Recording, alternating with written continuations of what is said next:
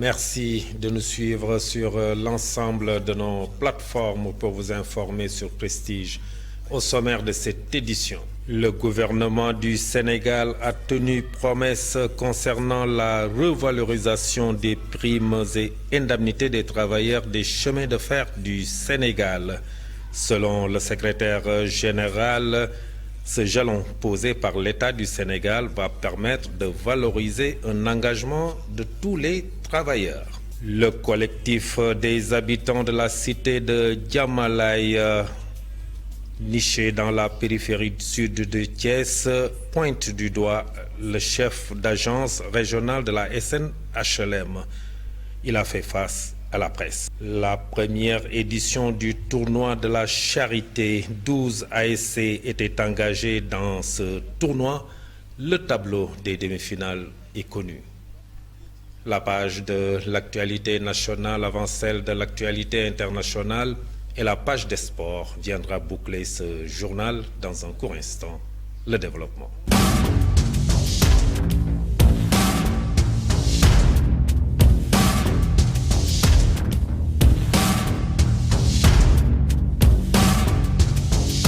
Mesdames, Mademoiselles, Messieurs, bonsoir et bienvenue dans ce journal. Le gouvernement du Sénégal a tenu promesse concernant la revalorisation des primes et indemnités des travailleurs des chemins de fer du Sénégal, CFS. Ceci entre dans le cadre d'une bonne relance et un bon fonctionnement des activités ferroviaire. Cette satisfaction de cette vieille doléance a été saluée par le syndicat de l'Union des travailleurs du rail, le Sud-Rail.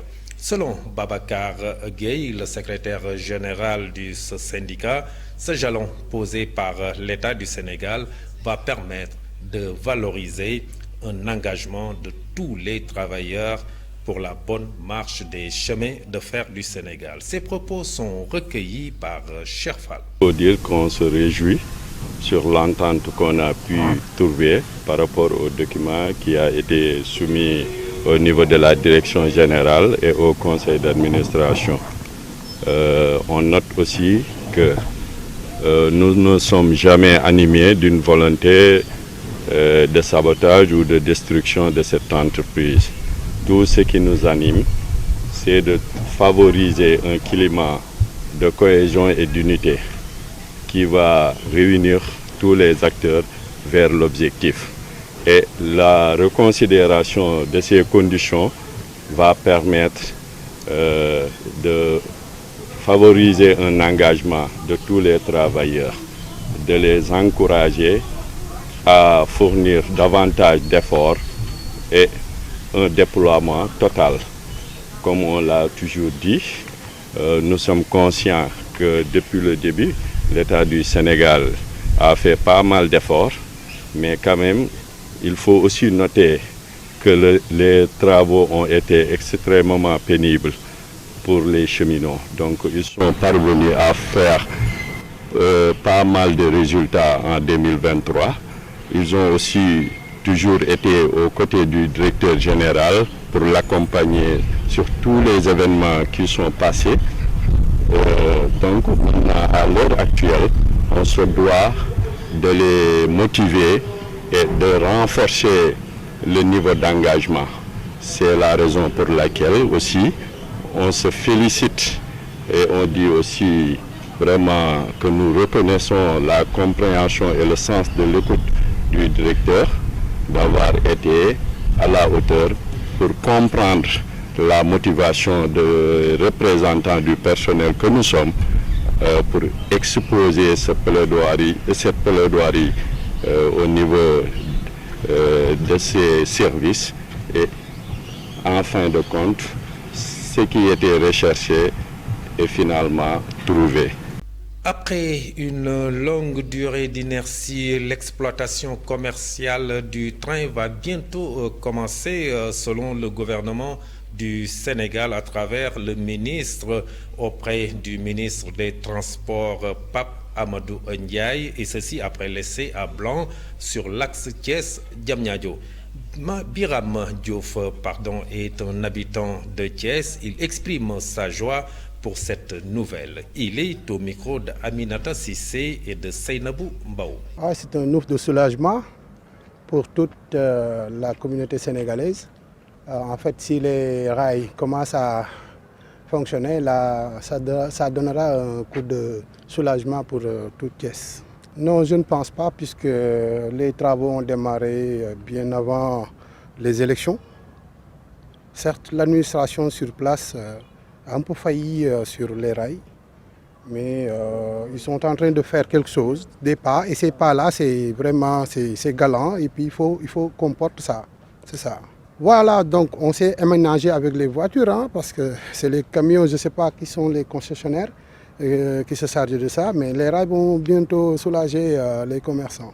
Oui, mais absolument, mais là c'est un ouf de soulagement, puisque les voitures font trop de trucs d'or sur les routes. Il y a tellement de trucs qu'ils font sur les routes. Si les rails arrivent à bon train, là, il n'y a pas de souci. Non, les camions, ils font leur travail, les rails font son travail. Maintenant, par rapport à ce qui se passe présentement, on s'est concentré sur eux, les camionneurs, pour qu'ils transportent les marchandises. Mais si les rails viennent à bon escient, il n'y a pas de souci, ce serait soulageant, quoi. Je vous le disais tout de suite dans le sommaire, le collectif des habitants de la cité Diamalaye, un quartier niché dans la périphérie sud de Thiès, est remonté contre le chef d'agence régionale de la SNHLM. Ces habitants dénoncent un litige foncier de 9 hectares qui les oppose avec ce dernier. Face à la presse, ils interpellent les autorités pour la satisfaction de leurs revendications. Abdou Aziz Sy est leur porte-parole. Je vous propose de l'écouter. Les turpitudes et les exactions de M. Ibrahima Diop, chef d'agence régionale de la SNHLM, deviennent une récurrence. Si ce n'est pas à Diamalaye, c'est à Mbour. Si ce n'est pas à Diamalaye, c'est à Silma, ou Kër Dago, ou Kër Massamba Gueye Peul 1, Kër Massamba Gueye Peul 2, ou Arrêt Tata 10. Comme vous le savez tous, il a perdu tous ses procès par défaut d'arguments et de preuves. Vous le savez aussi qu'il n'a qu'une seule arme, et l'arme c'est les appels au tribunal. Cet agent Ibrahima Diop de la SNHLM continue à délivrer des autorisations de construire dans la zone litigieuse en défiant la justice sénégalaise. Vous avez à regarder les murs. Il y a des autorisations de construire qui datent de 2018, des autorisations qui datent de 2019, 2020, 2021, 2022 et jusqu'en 2023. La dernière est là avec les preuves. C'est en avril 2023. Comme vous le savez, nous avons le document qui est là comme preuve. Cependant, nous interpellons le procureur de la République, les chefs de services compétents, les maires des communes, à freiner les agissements de M. Diop Ibrahima, qui ne respectent pas les décisions de justice. Monsieur le procureur, Ibrahima Diop, chef d'agence des SNHLM de Thiès, dérange bien le pays, dérange la stabilité du pays. Et puis, première édition du tournoi de la charité. 12 ASC étaient engagés dans ce tournoi. Ousmane Sow, le président de la Caridat, nous fait ici l'économie de ce tournoi. Je vous propose de le suivre. Pour l'organisation du tournoi, ça a été facile, vu qu'il y a des professionnels qui nous ont accompagnés, des coachs qui ont de l'expérience en ce domaine, en l'occurrence coach Alou, Père Ibe qui est le coach de la génération foot, et Alou qui a de l'expérience et d'autres personnes qui ont vraiment de l'expérience à la matière, quoi. C'est une manière de communiquer avec la population, vu que Caridat du Gâtinais continue ses activités tout en essayant de se rapprocher à la population.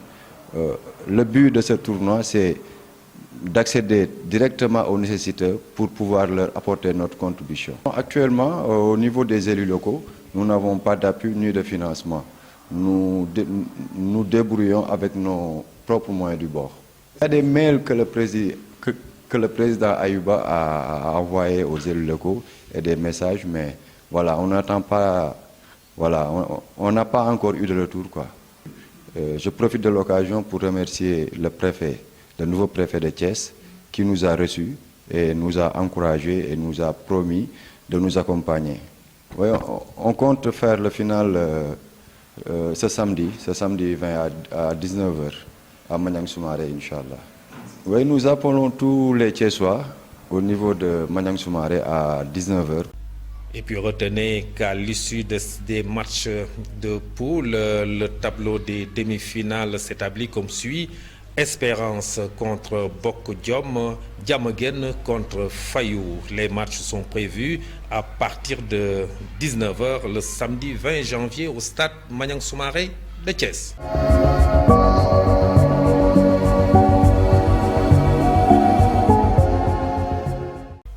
Et dans la page de l'actualité nationale à Ziguinchor, Amadou Ba veut un plan de redémarrage des rotations du navire Aline Sitoé Diatta. La page de l'actualité nationale porte la signature de Mame Biram Cissé Gaye. L'actualité nationale, le Premier ministre Amadou Ba a déclaré avoir demandé au gouvernement de la région de Ziguinchor, Mortala Tine, de réunir le plus rapidement possible la commission de sécurité afin qu'elle puisse proposer au gouvernement un plan de redémarrage des rotations du navire Aline Sitoé Diatta à l'arrêt depuis juin 2023. Le bateau a été arrêté pour des raisons de sécurité. Nous avons instruit le gouverneur de la région de Ziguinchor dès la semaine prochaine qu'il réunisse la commission de sécurité pour qu'elle puisse proposer au gouvernement un plan de redémarrage des rotations du bateau, a-t-il dit en marge de l'inauguration du poste de santé de Fanda dans la commune de Niaguis. Parlons autre chose. Avant l'expiration du délai légal de 48 heures pour les réclamations et contestations, plusieurs recours ont été reçus au greffe du Conseil constitutionnel. En effet, après Thierno Alassane Sall qui a contesté la candidature de Karim Wade qu'il accuse d'avoir une double nationalité, des candidats recalés dont Alioune Sarr, Mary Teuw Niane, Mamadou Yatta Saye, Maître Moussa Diop, Mohamed Ben Diop, Alpha Thiam et Aminata Touré ont également saisi les 7 sages espérant revenir dans la course à la présidentielle. Terminons avec le centre démondialisé de Liberté 6 est à nouveau opérationnel. L'établissement sanitaire qui avait fermé ses portes vient d'être remis à neuf par la ville de Dakar. La gestion de cette structure sanitaire a fait l'objet d'une convention signée entre le maire de la ville de Dakar, Barthélémy Diaz, et le ministre de la Santé et de l'Action sociale, Marie-Khemesse Ngom. Ce centre doté de 40 générateurs et d'une bouffée d'oxygène pour les personnes atteintes d'insuffisance rénale et va réduire l'engorgement des services démondialisés des hôpitaux de Dakar. Au total, 240 patients pourraient faire la dialyse chaque jour. C'était tout pour cette actualité nationale.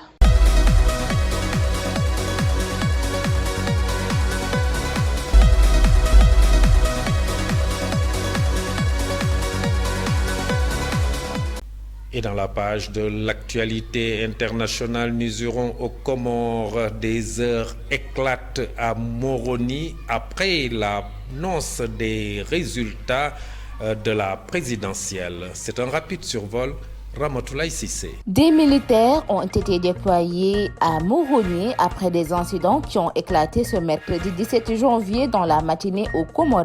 Des mouvements de contestation ont été constatés dans plusieurs coins de la capitale en réaction à la proclamation des résultats provisoires de la présidentielle. Mardi, avec la réélection du président Azali Assoumani, alors que des observateurs internationaux avaient jugé le scrutin globalement libre et transparent, l'opposition l'opposition et une partie de la population ont commencé à manifester leur désaccord. Une quarantaine de migrants tunisiens qui tentaient de rallier clandestinement l'Italie par la mer sont portés disparus depuis 5 jours. Les Tunisiens qui ont pris part à cette opération d'immigration irrégulière étaient partis de la ville de Sfax dans le centre-est à bord d'une embarcation qui devait les transporter jusqu'aux côtes italiennes, a indiqué la garde nationale dans un communiqué. La garde nationale a précisé avoir mobilisé d'importants moyens pour tenter de retrouver les personnes disparues après avoir été alertées par des proches ayant perdu tout contact avec elles. Le Pakistan a accusé ce mercredi 16 janvier l'Iran d'une frappe aérienne ayant tué 2 enfants sur son territoire après des raids similaires conduits en Irak et en Syrie par Téhéran contre ce que l'Iran a qualifié de groupe terroriste anti-iranien. Islamabad a jugé totalement inacceptable et injustifié la frappe survenue près de la frontière que partagent les deux pays. Les autorités iraniennes n'ont pas fait de commentaires dans l'immédiat, mais selon l'agence iranienne d'État pour News, l'attaque a conduit à la destruction du quartier général au Pakistan du groupe djihadiste Jaish al-Adl, armée de la justice en arabe. Jaish al-Adl, formé en 2012, est considéré comme un groupe terroriste par Téhéran et a mené plusieurs attaques sur le sol iranien ces dernières années. Mesdames et messieurs, c'en est tout pour l'actualité internationale.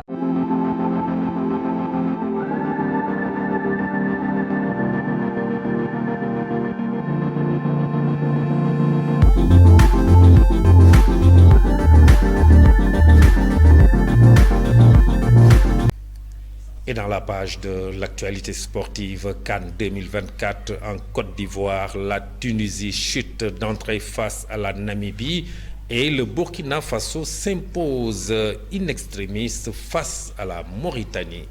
Ibrahima Sarr. L'actualité sportive face à une équipe de Tunisie stérile, la Namibie a été entreprenante ce mardi 16 janvier et a été récompensée de ses efforts en toute fin de rencontre pour remporter son premier match dans l'histoire de la CAN. C'est une victoire historique que vient de signer la Namibie dans cette CAN 2024 et à l'inverse, une grosse contre-performance pour la Tunisie qui s'effondre en toute fin de match pour s'incliner 1-0 ce mardi à Korongo. Deon Otto a inscrit le but de la victoire à 2 minutes de la fin du temps réglementaire pour écrire l'histoire de la Namibie avec son premier succès en 4 participations. Parlons autre chose. Burkina Faso a battu la Mauritanie 1-0 sur un penalty de Bertrand Traoré à la fin du temps additionnel à la 96e minute hier mardi à Bouaké pour la Coupe d'Afrique des Nations en Côte d'Ivoire. Ménanger, le capitaine, est entré pour la dernière demi-heure et a provoqué la faute de Mohamed El Abdé. Il permet à son équipe de prendre la tête du groupe D. Et pour terminer, après les éliminations et les 8e de finale en 2019 et 2021, le Mali espère cette fois aller plus loin dans la Coupe d'Afrique des Nations dans un match très disputé hier mardi au stade Amadou Koulibaly entre le Mali et l'Afrique du Sud. Ce sont les Aigles qui s'imposent 2-0 avec un but du capitaine Amari Traoré dans les 60e minutes, puis de Lassine Sinayoko dans les 66e minutes qui a mis fin aux espoirs des Bafana Bafana. C'était tout pour l'actualité sportive. Merci beaucoup Ibrahima Sarr pour cette page sportive qui vient boucler ce journal. Merci de l'avoir suivi. Passez une excellente fin de soirée. Au revoir.